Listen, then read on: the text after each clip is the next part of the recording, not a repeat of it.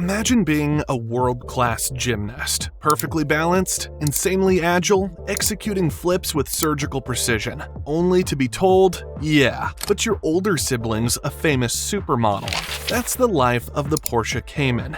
It's the driver's car, the track day sweetheart, the nimble ninja of the Porsche family. Yet everyone keeps swooning over the 911 like it's the second coming of Ferdinand himself. The Cayman is like that indie band that critics love but never headlines Coachella. So why does this engineering masterpiece play second fiddle to its rear-engined big brother?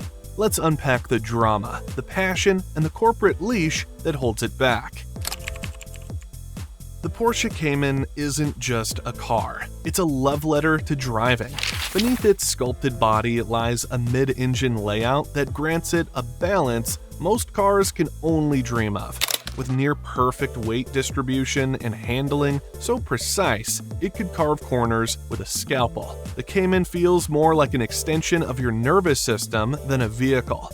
The 718 Cayman GTS 4.0, in particular, delivers 394 horsepower and rockets from 0 to 60 miles per hour in as little as 3.4 seconds. On paper, it might trail the 911 Carrera S's 443 horsepower, but on a twisty back road, the difference becomes philosophical, not practical. Motor Trend hails it as a legitimate performance machine that rivals the 911 in the real world, while Car and Driver crowned it the most engaging Porsche, a title that should come with a crown and fanfare. Because when you're behind the wheel of a Cayman, there's a visceral purity that few modern sports cars offer. It's not trying to impress anyone at the valet stand. It's trying to connect you with the road in the most honest way possible. And that's what makes it hurt. Cayman fans know they're driving something special, something that captures the raw DNA of Porsche better than anything else in the lineup. But still, it's rarely seen as the 911's equal. It's always the other Porsche, the little brother, the understudy. And that stings. Because when your car delivers this much joy, this much driver connection, it deserves more than just quiet admiration from the enthusiasts. It deserves the spotlight. The Cayman might not have the 911's mythos, but it has something rarer these days: authenticity. And in the realm of driving pleasure, that's worth more than another 50 horsepower. Love, precision, and driving joy? Hit that subscribe button for more deep dives into underdog legends like the Porsche Cayman. Let's talk about the elephant in the showroom, the Porsche 911. Since 1963, it's been the crown jewel of Stuttgart, a symbol of success, precision, and a badge of automotive royalty. With its unmistakable silhouette, rear-engine quirk, and racing pedigree, hello Le Mans, the 911 has become more than a car. It's a cultural icon. And that's exactly the problem, if you're a Cayman. Despite being a technical marvel, the Cayman exists in the long shadow cast by its more famous sibling. The 718 Cayman GTS 4.0 starts at around $96,850, while the 911 Carrera kicks off at $127,700. That pricing gap isn't just a number, it's Porsche's invisible leash. The Cayman is deliberately dialed down. Sure, it gets nearly 400 horsepower and sublime balance, but don't expect a turbo version or more horsepower than a 911. Porsche won't allow it. It's like being told you can be excellent, just not too excellent. The irony? The Cayman's mid-engine layout is inherently superior for handling. It gives the car a beautifully neutral balance that any driving purist would drool over. Yet the 911, with its rear-engine configuration, which defies physics on a weekly basis, is seen as more authentic by purists. Why? Because it came first. Because James Dean didn't crash a Cayman. This fan culture, fueled by decades of marketing and nostalgia, elevates the 911 to god tier, while the Cayman is often dismissed as the starter Porsche, a condescending label if there ever was one. Cayman owners feel this deeply. They're not just driving a phenomenal machine, they're driving one whose wings have been clipped. whose greatness is artificially restrained to avoid upstaging the golden child. And therein lies the sting. The Cayman's brilliance is not just ignored, it's suppressed. Porsche's hierarchy keeps the Cayman in check, and the fanbase, consciously or not, often plays along. The result? A driver's dream that remains forever in the shadows. To understand the emotional roller coaster of being a Cayman fan, you have to go back, way back to 1953. Enter the Porsche 550 Spider, a featherweight mid-engine motorsport assassin that weighed just over 1,200 pounds and had 110 horsepower of race-bred fury. It was nimble, focused, and in absolute terror on the track. It won over purists, racers, and engineers with its pure driving dynamics and lithe agility. This was not a car for posing, it was a car for winning. Now, contrast that with the Porsche 356, the brand's first production car. Rear-engined, iconic, and beloved, yes, but also a bit more dapper gentleman than track day lunatic. It had broader appeal, it was more accessible, and crucially, it was the face Porsche chose to show the world. While the 550 was off collecting trophies and worship from driving nerds, the 356 was collecting hearts and wallets. Sound familiar? Fast forward to today, and Cayman fans can't help but feel a little deja vu. Like the 550, the Cayman is mid-engined, more dynamically balanced, and engineered to deliver the most engaging driving experience Porsche offers. Yet, once again, the rear-engine darling, now the 911, gets the limelight. It's the one in the posters, in the headlines, in the dreams of every aspiring enthusiast. And just like in the 1950s, the purists know. They know that the Cayman is the spiritual successor to the 550 Spider. They know that it's the driver's choice, and they also know it's not the one Porsche is pushing to the front of the stage. This parallel isn't just poetic, it's painful, because if history truly repeats itself, it means the Cayman, despite its brilliance, will always be playing back up to the icon. A car built for purists, adored by the few, but overshadowed by the legend. Owning a Porsche isn't just about driving. It's about who you become because you drive it. And when it comes to the Cayman versus the 911, the badge on the back becomes a mirror for identity. Cayman owners often find themselves in this strange paradox. They drive the car that journalists praise and enthusiasts secretly admire, but get less nods at gas stations. There's a quiet pride in it. You're not chasing status. You chose the driver's car. That decision says something. It's not a flex, it's a statement. You wanted connection, not attention. Meanwhile, the 911 is an instant icon. People know it, they assume you've made it. There's a reverence that comes with that key fob, but it can be a double-edged sword, because with that prestige comes expectation. There's pressure to live up to the car's legacy, to be seen as someone worthy of the 911 mystique. That can feel validating or exhausting. In online communities, the tension runs deep.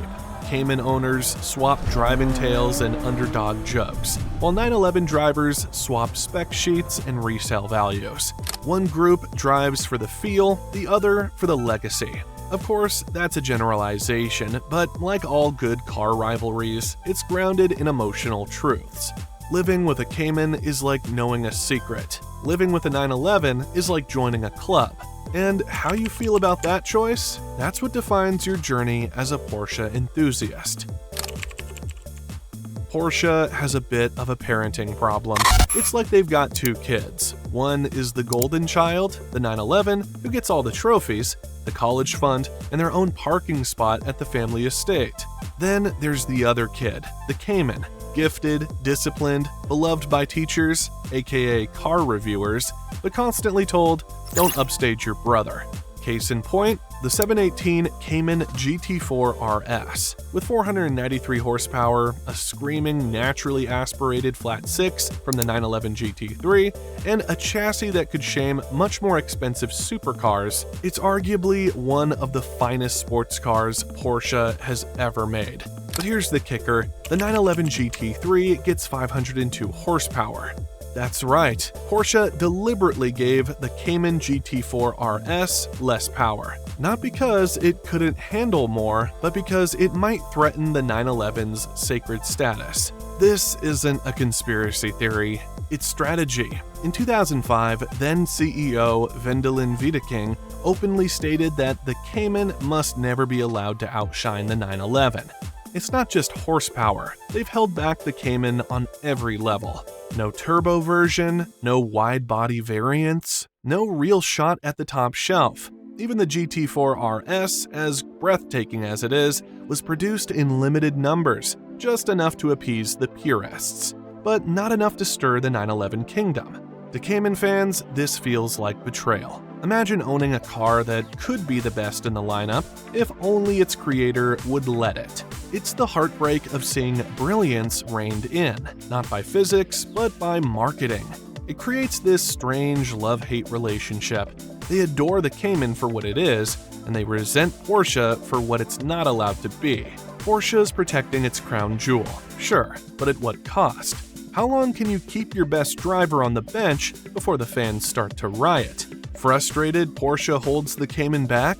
Drop a comment. Should it finally be unleashed or stay in the 911's shadow? Owning a Cayman is like being part of an underground resistance. Quietly smug, fiercely loyal, and always a little bitter. Cayman drivers don't just love their cars, they defend them. They know the world sees their mid-engine marvel as Porsche's junior varsity, but to them it's the secret handshake of the real drivers' club. Let the badge chasers have their 911s, they say on forums. We'll be over here with perfect balance and a manual gearbox. But oh, the forums. Reddit, Piston Heads, X, places where the passion bubbles over and occasionally boils. Cayman fans vent, joke, and rage about Porsche's refusal to let their beloved coupe unleash its full potential. They know the GT4 RS was a glimpse of what could be, and they're tired of waiting for the rest of the world and Porsche to catch up. On the flip side, 911 owners sit proudly on their thrones. For them, the 911 isn't just a car, it's the car. It's a rolling legacy, the product of 6 decades of evolution, and the beating heart of Porsche's identity. To them, the Cayman is nice, but it's not a 911. Some even call it the entry-level Porsche, a phrase that makes Cayman fans collectively dry heave into their Alcantara steering wheels. Yet not all is war. Some enthusiasts see a future where both coexist peacefully, the 911 as the flagship, a symbol of tradition and power, the Cayman as the purist's choice, the car you buy when you want connection over clout. But even in this utopia, the tension lingers, because this debate isn't really about horsepower or engine placement. It's about what we value in a sports car. Emotion versus image, precision versus prestige. It's a clash of identity, passion, and Porsche's very soul. And everyone has a side. So where does that leave us? The Cayman is a masterclass in engineering, a pure, balanced, driver-focused machine that thrills in ways few cars can. But it's also a prisoner of Porsche's own success. Caught in the long, curvy shadow of the 911, it's the genius student who's never allowed to graduate with honors because the star quarterback's still on the roster. Cayman fans love their car with a passion that borders on rebellion. They see what it could be, what it should be, if only Porsche stopped holding it back. Meanwhile, 911 loyalists defend a legacy that's nothing short of automotive royalty.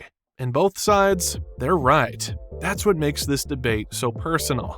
But maybe the real question isn't which is better, maybe it's what do you value in a car? Is it legacy? Is it feel? Is it the freedom to dance at the edge of grip with a perfectly balanced chassis? So let's hear it. Are you Team Cayman or Team 911? Have you felt the sting of loving a car that doesn't get the respect it deserves? Or do you believe the 911 is Porsche, and the Cayman is simply lucky to exist in the same lineup? Drop your thoughts in the comments below. Let the arguments be passionate, but keep them respectful. And hey, if you like this deep dive into Porsche's most emotional rivalry, hit that like button. Subscribe for more driver-focused content, and ring the bell so you don't miss what's coming next. Up next, we just might tackle another misunderstood Porsche, the Boxster, because every icon has a shadow, and every shadow has its fans. See you in the next one.